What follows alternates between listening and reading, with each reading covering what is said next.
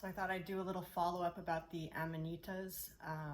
So I tried them the way that I showed on the video, preparing them as tea with lemon. I've tried eating them dried. I've tried smoking them. I don't recommend smoking them because if you're mixing it with weed, it could end up kind of addictive and like a crutch, and it could mess up your central nervous system as a way for it to tell you to stop. It also doesn't give the best effect.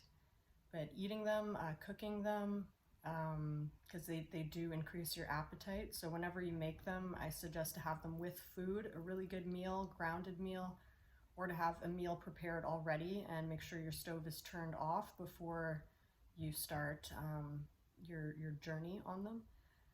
I have to say they are a very awesome, potent medicine. If you are smoking weed at the time, if you have THC in your system, they are going to work mostly in the dream state. Don't expect them to be anything like psilocybin. They're kind of the opposite. You know, you're not going to have crazy visuals, hallucinations, none of that.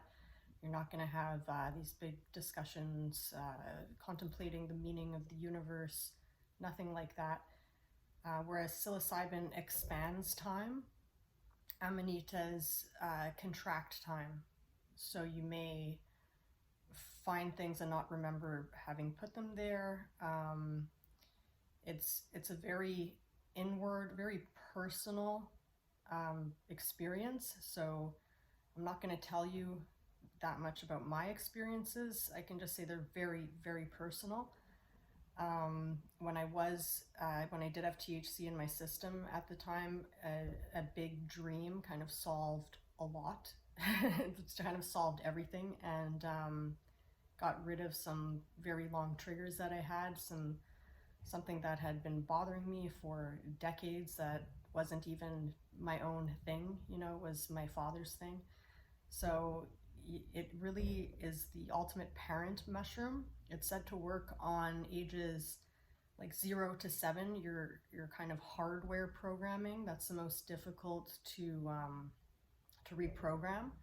The Amanitas do that really, really well.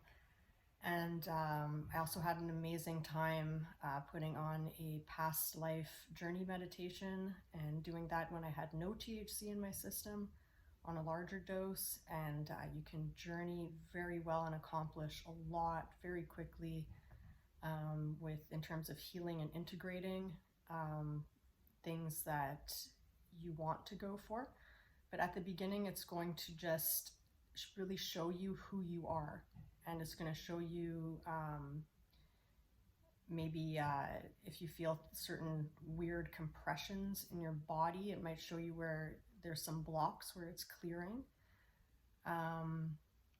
Everybody has a different experience on it, so just be aware that it's showing you who you are so that you can accept yourself or make the changes that you need to make in order to accept yourself. But the way that it goes about it is it's full of light, you know, at least it was for me. But if you're the type of person that thinks, well, nothing's going to help me, then maybe it will just show you that, you know? It will really show you who you are and put you in touch with that internal voice. So I suggest asking it questions, especially when you strike a communication with the spirit of Amanita. And don't be afraid of it, except never try them wet off the forest floor. They must be dried. That's very important, or you could poison yourself severely and maybe even die. So it's very important that they're dried first and foremost to get rid of most of the ibotenic acid. And if you're very paranoid like I was, boil them with lemon, simmer them with lemon for a long time to decarboxylate even more of the ibotenic acid, because it's the muscimol that you want inside. And remember, they are a deliriant and a sedative. So be prepared to fall asleep and pass out. You know, you want to be in a comfortable, safe place. And maybe evening time is better. And they work really well for people that are trying to get off of the benzo and oxy addictions. You can microdose with this. It helps because they're sedative. And you may feel like you're getting more energy as a result of getting off of those nasty pharmaceuticals. Amanita Dreamer has her story about that. I recommend you check out her website if you are taking it for the purpose to get off of pharmaceuticals. If you're not, I think the main purpose is to heal that inner child programming, the programming that is so difficult to see because we really picked it up from our parents. That is, I think, its ultimate purpose.